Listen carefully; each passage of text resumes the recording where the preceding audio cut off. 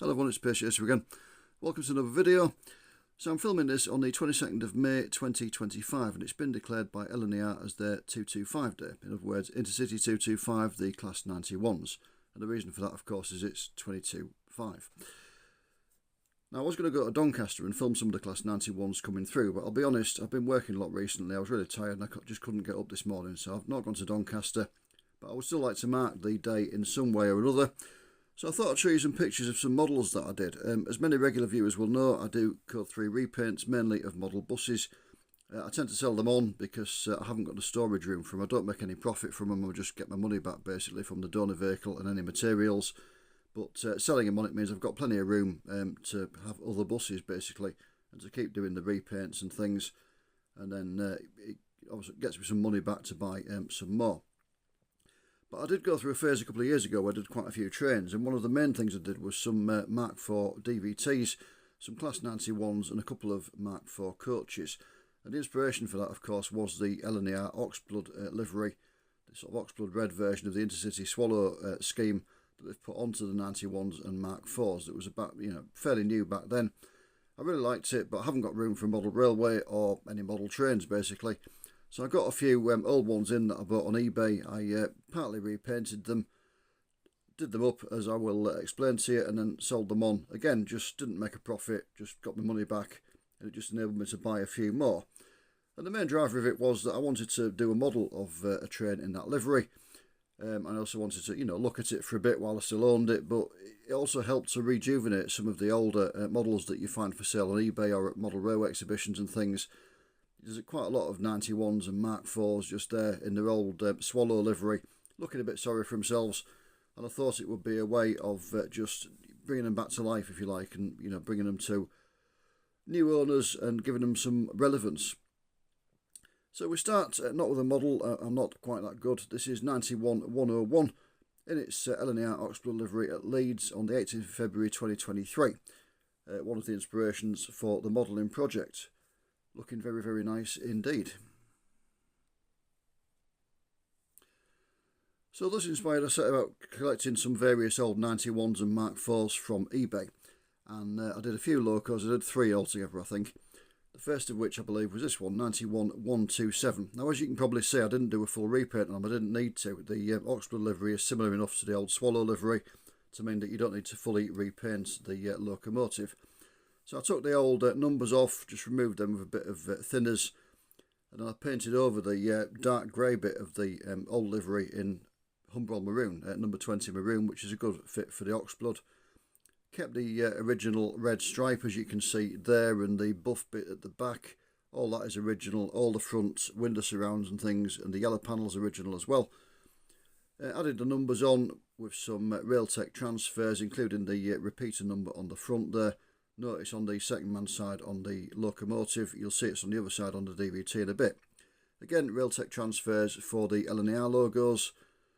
Very nice coat of varnish all over the thing, just to tone down the plastickiness of the original paint that remained and to blend the new paint into it. And that was the first one that I did. The second one I did was 91114. Durham Cathedral, basically the same, just it's got a nameplate on it as well, which I'll show you in a moment. As you can see, these were the cheaper ones that you can get on eBay, the old train set version with the plastic pantograph. The Hornby did 2 versions of the 91 back in the day, before they improved it. I know they still met the 91, but it's an improved and modified version of it. The original one, there were 2 versions. There was the one with the working metal pantograph that you could put up and down. That was the individual loco release, and then there was this one that was intended for train sets with just a moulded plastic pantograph, which you can see on both of these locos. The moulded plastic ones, the ex-train set ones, do tend to be cheaper, and therefore, as again regular viewers will know, I'm quite parsimonious. I don't spend a lot on the models I buy to do up, so cheaper the better. So there's a side view, including the nameplate, Durham Cathedral. It's not actually a plate, it's a transfer. Railtech do nameplate transfers in 3D. So basically it looks like a cast nameplate, but it isn't. It's just a transfer. But you can't tell the difference from looking at it like that. Again, a bit of encouragement for anybody doing their own repaints and things. You can see that the edge on there is a little bit rough, the maroon edge, just where the masking tape's been taken off. Nothing to worry about really. If I show you the picture of the loco taken from a normal angle, like that, you can't really tell. And that's the key. If you've done a repaint and you're like, I'm not really happy with that edge, one of the best things you can do is just get your phone, take a photo of it from a normal viewing angle, and then see how it looks in that photo, and the chances are it will look absolutely fine. When you close up to them, they look a bit dodgy sometimes, but you know, if you take them from normal viewing distance, they look pretty decent. As well as the 91s, I did about 4 or 5 DVTs as well. Again, a very easy part paint. Just leave the original paint in place. You can see the repeater number on the front is on the driver's side on the DVT. But again, just paint over the dark grey bit in the maroon oxblood and give it all a coat of varnish just to blend it all in, and it looks pretty decent if I say so myself. This one is one of two 82225s I did. I did the model of this one twice for some reason. I think it was just because of the transfers I had. But they went to different buyers, so it didn't matter. I also did a couple of Mark 4 coaches. I didn't do any more than a couple. I did buy some more, but they weren't very popular. They didn't sell very well.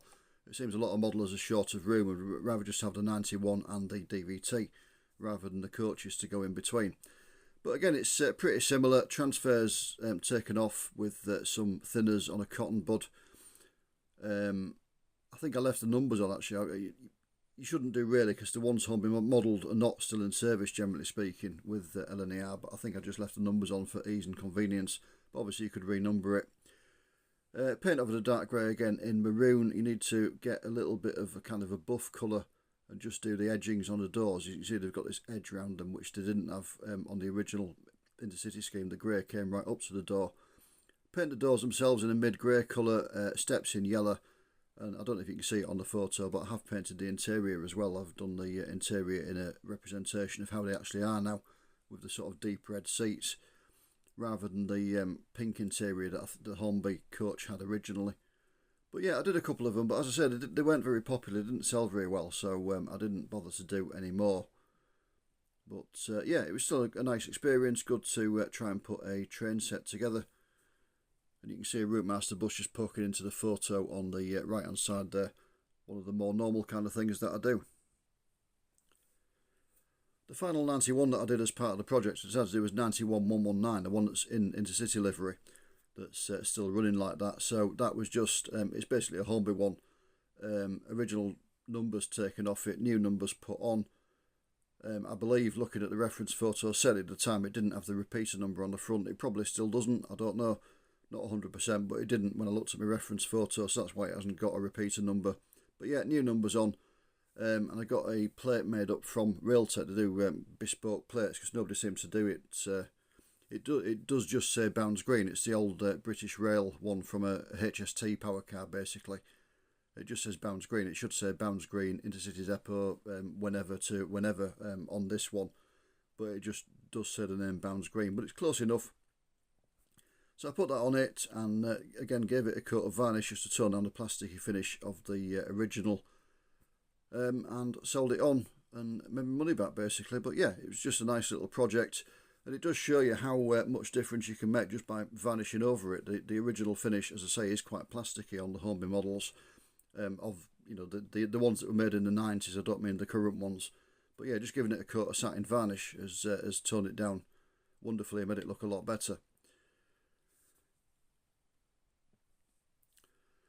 So that's it for the models. Back to a photo of one of the rail ones, 91111 at Doncaster in May 2023, in its poppy wrap livery, named for the fallen, with its oxblood coaches just behind it there as well.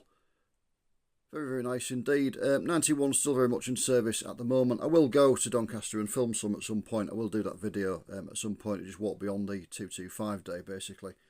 But it's on my to-do list, so don't worry. LNER, I understand, have ordered some CAF units, so the 91s will be replaced at some point in the next couple of years or so. So, you know, if you want to go out and enjoy them, I would do so sooner rather than later. But yeah, classic engines, remember them coming into service. I can't really believe they're still there, to be honest. I'm pleased that they are, don't get me wrong. But yeah, lovely, lovely locomotives, and long may they continue. Thanks for watching. Take care. I'll see you soon. Bye for now.